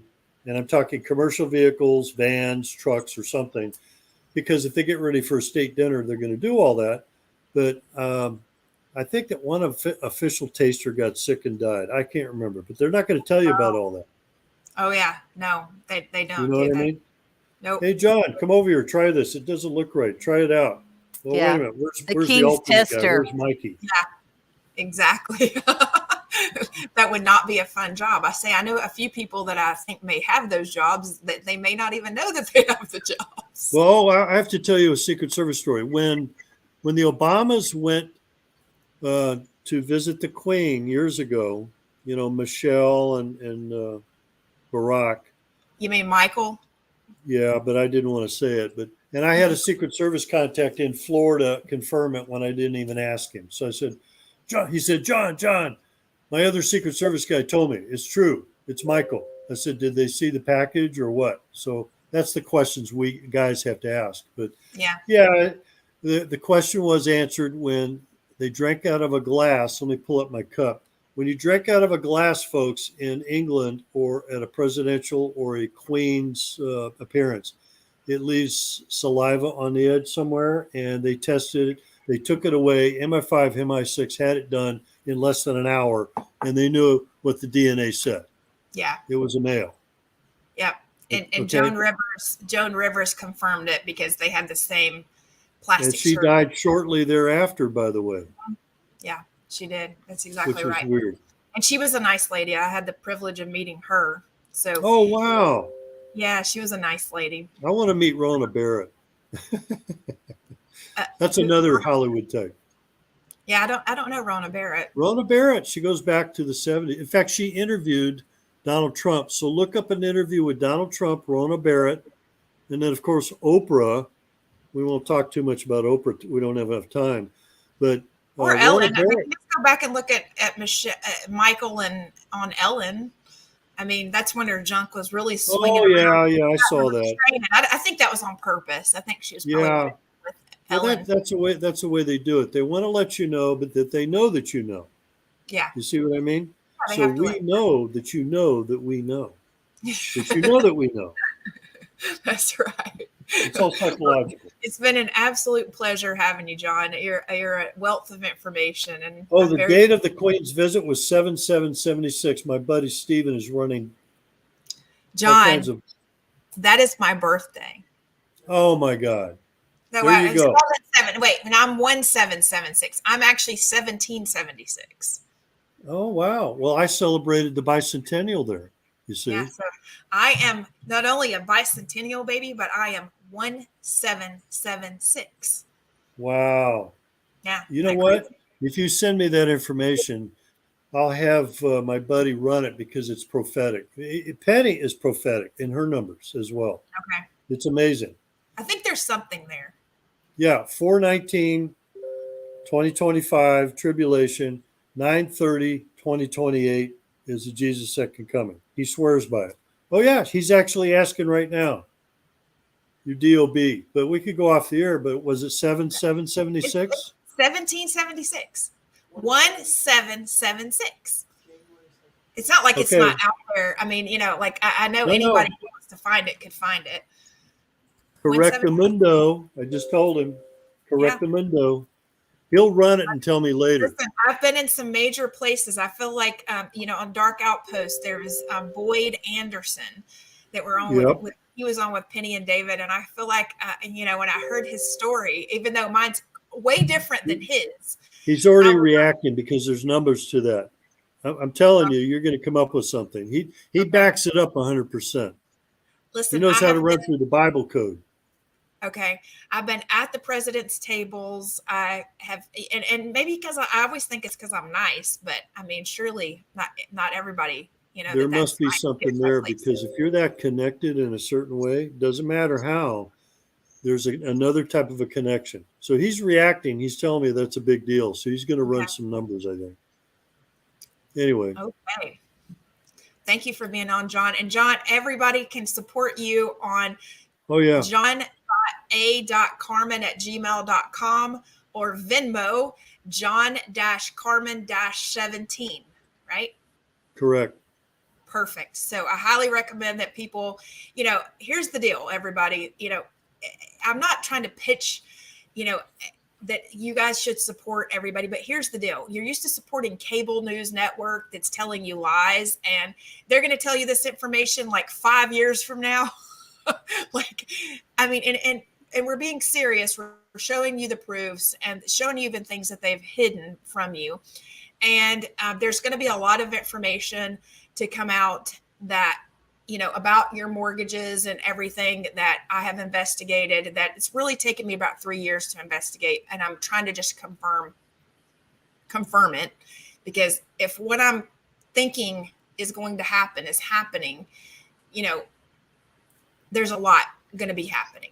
And I can't say too much now, but trust me, it's worth way more than your $5 that you'll give to John or Penny or myself. And if you want to support any of us, great. We'd very much appreciate it, because it is how we manage to keep technological devices, which Penny and I both have struggled with. John, I'm sure you have too, because they do not like I've had computers that have literally crashed after editing certain films or trying to put them up. So these things are real. The struggle is real, and nobody's trying to get rich. We're just trying to make sure that we're able to investigate. Johnny, that's why we had Technical Security Division at the White House, TSD as we called it. So yeah, they deal with all those things, plus things you wouldn't imagine. But we can get into those interesting subjects next time. Yep, absolutely. Thank you very much for joining us, John. We really appreciate you being on today. Thank you. Right. Anytime. All right, Penny. Now, what do we got going? Well, can you bring in my PowerPoint? Yes, ma'am. Okay, so we have Balenciaga from Hollywood with Love. I'm going to play this. I'm going to first cite copyright disclaimer under Section 107 of the Copyright Act of 1976. Allowance is made for fair use for purposes such as criticism, comment, news reporting, teaching, scholarship, and research. Fair use is a use permitted by copyright statute that might otherwise be infringing. Nonprofit educational or personal use tips the balance in favor of fair use. Tucker Carlson came out a few days ago with a statement on Balenciaga. This is 11 minutes and 17 seconds. At any point, Christy, you can stop me and we can discuss it. We're running real short on time though. So I'd like to play this. We're definitely going to have to pick up this Balenciaga discussion even later than today. So we have about 20 minutes or 25 minutes today. Yes. And then we'll be picking it up with art and everything throughout the rest of the week, because I have massive insights to fashion, art, design. Yes. That is my background. That's what I do on a daily basis. And these days I feel like I'm almost doing it as fun in between researching things like this, just so we actually have, because I mean, this is not fun, to me. No, a lot of people may think, oh, you're really good at this. Well, that's because we are forced to have to learn about it, just like, and I'm going to say this to everybody out there who doesn't want to hear some of the things that we're talking about. Listen, we don't want to find the things that we're having to talk about either. Okay. So I had a veteran tell me this week that for those of you who do want to close your mind and put your head under the rug or bury yourself in the sand because you don't want to hear about these things, the trafficking, the art, and all of it being tied together, and even some in the fashion industry, what they say, it's like pooping on a veteran's grave. So if you would go out and poop on a veteran's grave, continue to cover your ears. If not, open your ears and hear what Penny has to say and hear what Tucker's going to bring forward. And on Friday, on our Friday show, we covered a portion of this. On our Saturday show, we devoted all 4 hours to this. So it was a very in-depth discussion, and we'll be bringing other right? Yes. Or okay, yes. Yes. Okay. And so I wager that we'll just be discussing portions of this, and then the fashion industry, how deep and dark it is throughout this week as we come on. And will we be on consistently from at this time? On this time, I think so. 12 every day, 12 every day, 12 Eastern, 11 Central. Yes. Excellent. And then I have other people that I'm asking to come on and join us in this discussion and add some of the things that they have researched. I have one individual who's on the DARS as well that I'm soliciting to see if I can bring him in. His name is Nick Alvear of Good Lion TV, and he was arrested after the January 6th debacle. He's also a producer, a director, a writer, and he has his own documentaries that he produces on Good Line TV. He's done about 50 or some odd documentaries on disclosure of various dark Hollywood exploits as well as political exploits. So I'm going to play this. If at any point, Christy, you want me to stop and you want to comment, we can stop, and then we can pick this up again tomorrow. Okay. Okay. And welcome to Tucker Carlson tonight. It is a stable of so-called conspiracy theories that at the highest levels of politics and finance, there is a shadowy cabal of pedophiles who use their power to hide the crimes they commit against children. That people think that. Sounds pretty far out to us, too dark and strange to be true. And of course, we are not obviously endorsing that idea. On the other hand, you can kind of see why people might believe it. Jeffrey Epstein, for example. Epstein continued to dine with business moguls and heads of state long after he was arrested for having sex with minors. How did he do that? Why did nobody say anything? Why did people keep eating with him? Well, at the very least, we can conclude based on the evidence that there is a tolerance for pedophilia among the most powerful in our society, a tolerance that you would not find in, say, your average middle-class American family. Some of the rich really are different that way. That's clearly true. And in case you need more evidence of that, consider Balenciaga. Balenciaga is what they call a luxury brand. Balenciaga is a company that sells $1,100 sneakers and cotton sweatshirts for $1,500 to people who've literally run out of things to buy. So when I look at this name, I see Ball and the CIA and GA, which I say Gaga, Lady Gaga. So Ball and CIA, Lady Gaga. Penny, I call myself Grandma Gaga, but I don't do it because of that. You're not Lady Gaga. Yeah, I'm not Lady Gaga. And I just want to say this before we play this, because I actually have done some work for the Italian Trade Association. And I'm just going to tell you, Italians are typically very, very in tune with what's happening with their brands. However, this is one thing they do, and I want to preface everything you're about to see with, they're very trusting of these big American advertising and PR agencies. So, and they give them a lot of control because what they're told with the trade associations, really, I mean, if they're in the trade association, sometimes the trade association has certain contacts that they utilize, certain agencies that they utilize, and they try to introduce people, even like myself, to them. However, there are some big brands that I have been able to help in Italy, but I often find that these big agencies, like I believe the agency that did this is called Six Page. Okay, so they may not have known exactly what Six Page was doing, or they may have thought Six Page may have pitched to them. Like, I think it's absolutely impossible they didn't know a little girl was going to be featured in their ad. I don't buy into that at all, by the way, Penny. They're going to try to say there's actually a lawsuit that's already stemming. Balenciaga has sued Six Page, or I think it's Page Six or Six Page is the advertising agency out of New York. They would have had to sign off on any of these ads before the ads were paid. But however, the New York agency could have easily told them, hey, this is what's happening in America. You're not Yeah, here. I don't think that they were uncognizant of it whatsoever. This brand has been in existence. It started in 1919. Yeah. And they have been perpetrating some of these things that you will be seeing at least, as far as I know, since the 90s, but I'm going to say far before that. I'm not letting this company off the hook for anything that they have done. It started in 1990 by the Spanish designer Cristobal Balenciaga in San Sebastian, Spain. It is called The Master of Us All by Christian Dior.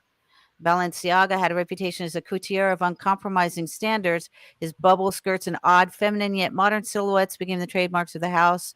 They produced ready-to-wear footwear, handbags, and accessories, and licensed their name and branding to Coty for fragrances. The band is currently owned by French corporation Kering, under which Kanye West also had dealings with. And Kanye West was also on the runway in 2022 on one of the runways that they had, which was a mud pile.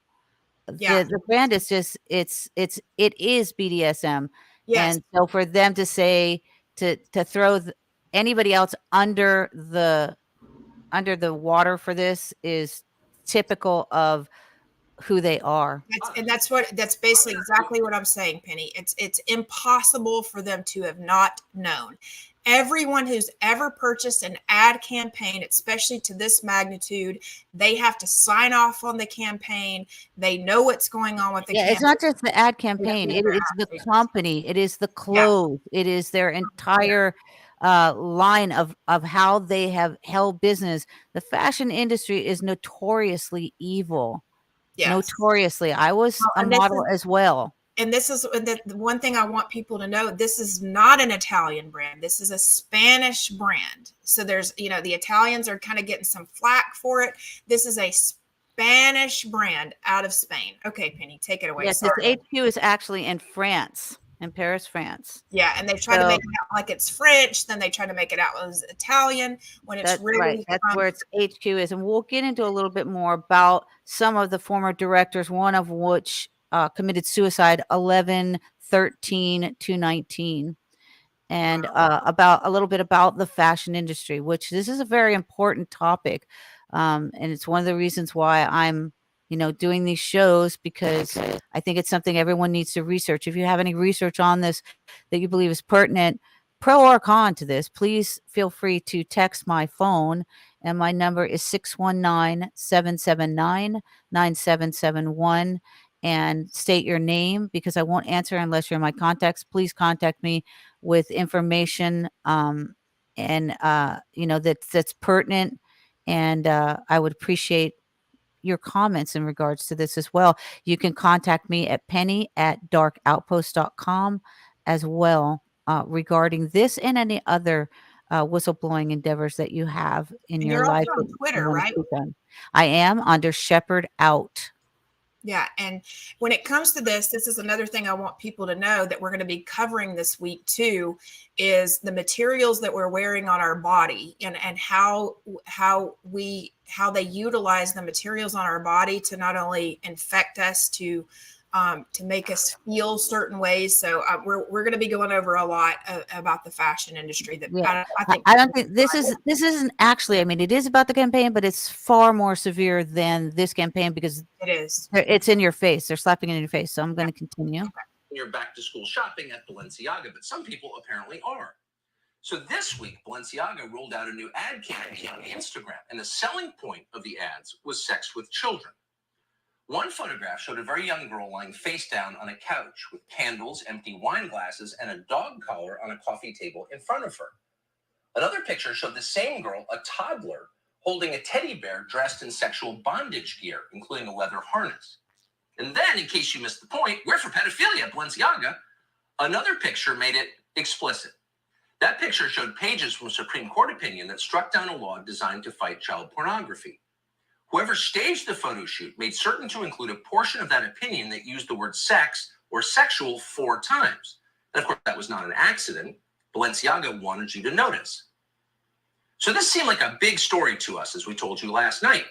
Here you have a major international retail brand promoting kiddie porn and sex with children, and not promoting it subtly, but right out in the open. No healthy society can tolerate that, and in fact, none ever have tolerated it. There's never been a time in American history where pedophilia was considered anything other than the worst thing, the most horrifying crime imaginable. Pedophiles famously get killed in prison because even murderers consider them immoral. That's how out of bounds it is, and has always been, to sexualize children. It's totally unacceptable. But apparently, it's not unacceptable anymore. Academics have redefined child molesters as minor attracted persons. And the point, of course, is to send the message that actually it's not that big a deal. It's just a different kind of love. So maybe not surprisingly, given that trend, apart from a few isolated exceptions in the American media, almost all outlets completely ignored Balenciaga's kiddie porn ad campaign. There was not a single story about it in the New York Times this morning, or in Jeff Bezos' Washington Post, or in CNN or NBC. There was no talk of an investigation or a boycott. The usual outrage merchants stayed completely silent because they weren't outraged. Balenciaga ultimately issued a statement saying it was going to punish the photographer who did the shoot, like it was the photographer's fault, and they didn't know about it. And after that, the story effectively died. And that means that the CEO of Balenciaga, a man called Cedric Charbit, will not become a social pariah for what his company has just done. He will continue, just as Jeffrey Epstein continued, to enjoy his busy social life totally unpenalized with his many fabulous celebrity friends. Here he is, for example, with the mayor of New York City, Eric Adams, who looks very excited to be with him. Now, we found that picture, by the way, in less than a minute online. Yet, as far as we know, apart from us on this show, no one has asked Eric Adams about it, and it's likely that nobody ever will. And the reason is simple. The media have no interest in covering the sexualization of children.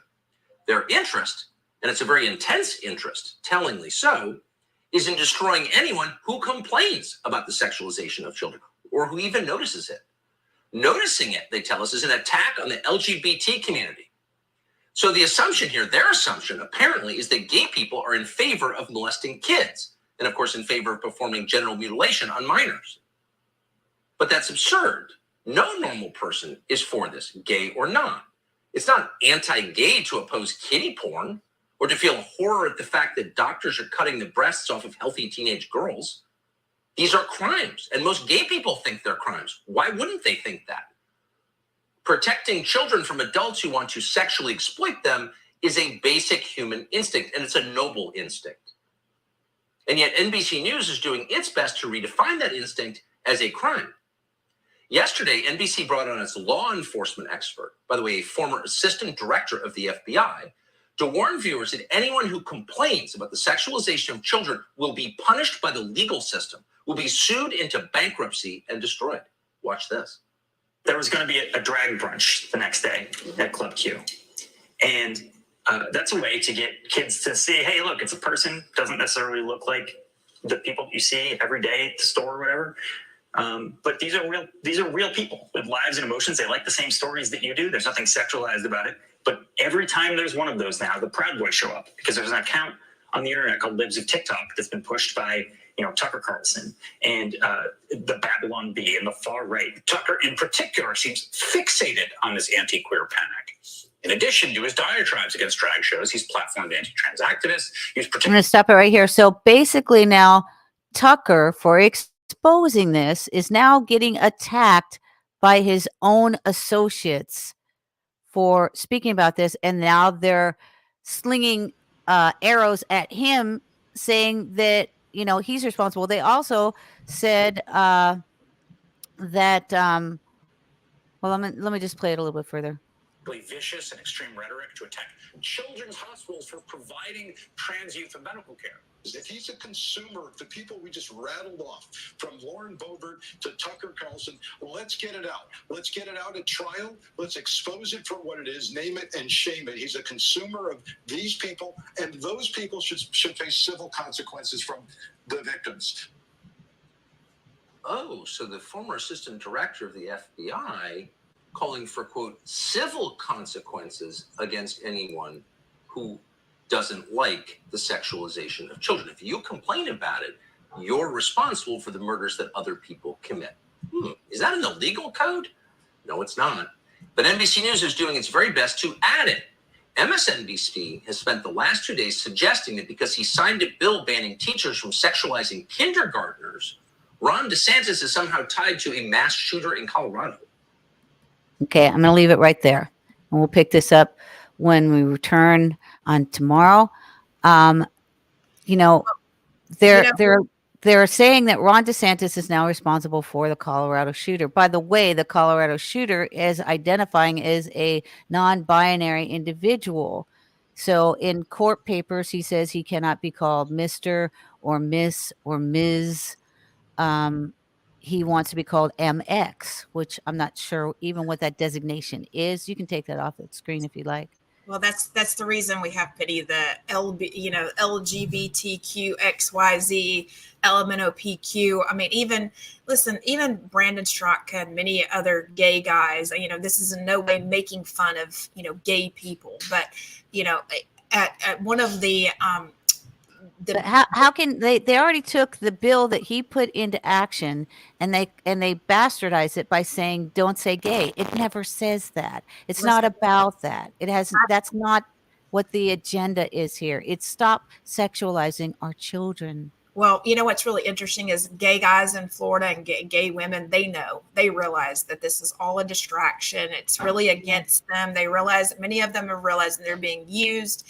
And they're also being targeted Yes. as accepting pedophilia, where they're like, no, this is not who we That's are. exactly right. And many of them are married, and they're, happily married together. I have neighbors that are great, and they're happily married. I don't approve of their lifestyle. So for, the Christians out there who want to point their fingers at me for having a conversation with some gay guys, or loving them. Yes. I do as Jesus would do himself, and I love them. And you know what? That's your business. If you want to be a hater, I'm not a hater at all. And I think most Christians are not haters. No, Jesus was not a hater. No.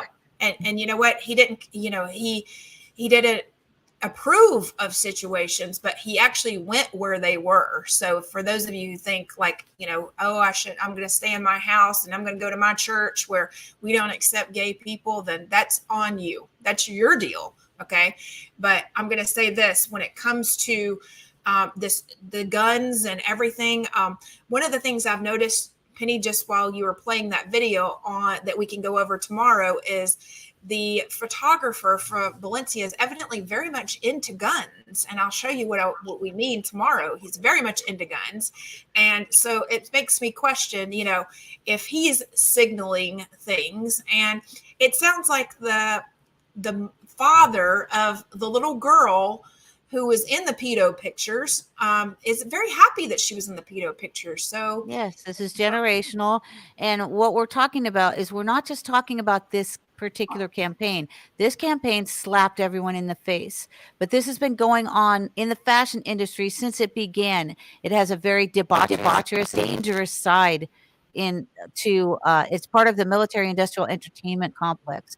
And we'll elaborate upon that further tomorrow, and this is going to be an ongoing discussion. We'll be bringing in other people to discuss this and other things regarding Hollywood, as I put it. I am Agent X11, Hollywood dark journalist. You can find me and Christi on the Dark Outpost. I'm on Monday through Saturday. We are dark on the Dark Outpost this week for holidays, and David is on that vacation. just means that they're not airing anything. That's the reason we're airing here. Right. And so Chrissy's on every Tuesday. She's our international correspondent in Miami, and she'll be on from 9 to 10 on Tuesdays Central Standard Time, and that's 10 to 11 Eastern Standard Time. And Christy, I thank you so much for sharing your platform with me today, and I welcome any and all questions, and I thank you very much for showcasing this particular issue. Yeah, absolutely, Penny. I look forward to tomorrow, and I hope that everybody will tune in. If you do have questions, please make sure that you, just ask questions on Twitter or comment below this video. We'll make sure that we answer your questions, investigate the questions, because Penny, that's one of my favorite things to do, is to ask and answer the questions that are there, and make sure that we're covering what people want to hear or the questions that they have. That's one of my favorite. I only ask, please be respectful of everyone in the chat, and then also be respectful of your host. Well, that's what I was going to say too. Penny, I see a lot of times people, they're always pointing fingers, and I just want to say, for those of you who are listening to this and you want to point fingers, hey, come on and join us. You know what? I'm going to start calling them out, Penny. We're going to start bringing up every time they post a nasty comment. I'm going to call them out and actually post their photos from Facebook. What do you think? You like that idea? Well, I don't elaborate on that, because you're actually then giving them airtime for their nefarious activities. So I try not to do that, but that's just me. Okay. Well, that you're really nice. I'm basically just trying to say, you know what, people, everybody here, all the independent journalists are doing the best job that they can. And guess what? We actually do retractions, whereas the mainstream media often will not. They actually run and hide on the big stories before they're willing to break them. Or if they do have a big story, they kind of shove it down in their news feed sometimes, other than Tucker, and don't want to discuss these things, because guess what? They know many people just want to stick their head in the sand, or your head under the covers, and pretend like things aren't happening when they actually are. Well, again, I thank you for showcasing me and for bringing out this particular issue, because I think that we haven't addressed the fashion industry. And I was in Hollywood for over 55 years, 58 years, and I saw a lot of things from the cheap seats behind the scenes. Yeah, and we'll also have photos and video from Art Basel. Art Basel events are opening up tonight, and that's one reason I actually have to get off. And we will definitely be closing out then. But we just want to make sure you all go to patriotsperspective.com. Make sure you subscribe. That's the only way. And also go to darkoutpost.com. Subscribe there, because that is the only way we can actually reach you if for some reason we get deplatformed, which does happen often, and it's the only way you can actually find us. Those subscriptions are free. You're welcome to make a donation to either one that you would like, and we want to say do unto your neighbors as you would have them do unto you. Penny, any other closing words? No, thank you so very much for this opportunity, and I look forward to speaking with you again tomorrow. All right. Peace out, everybody.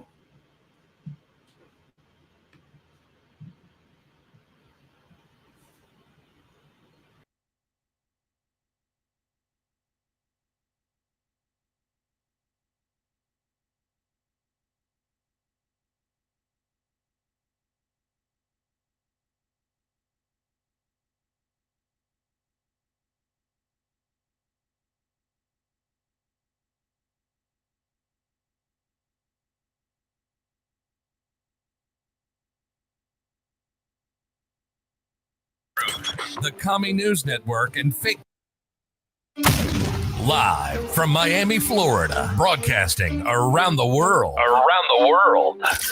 You're listening to Patriots Perspective with Christi Tasker. Your news behind the government's facade. Don't fall victim to propaganda or spend another 30 days in the tech gulag.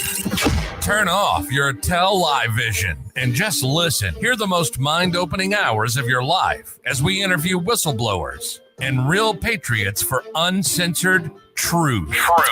The Commie News Network and Fakebook cannot control the power of Jesus Christ. Therefore, they have no power over us. There aren't enough Vegas strippers to fake check what's coming. Put in your earphones and avoid the tech tyrants. Subscribe to patriotsperspective.com now and see the evidence and action items to help you take back your God-given rights, government, and expose Satan and his demons taking up residence. Here's an easy way to start your own marketing agency. Use SEMrush to win new clients, impress your existing ones, and grow your business faster. Have your entire SEO and marketing workflow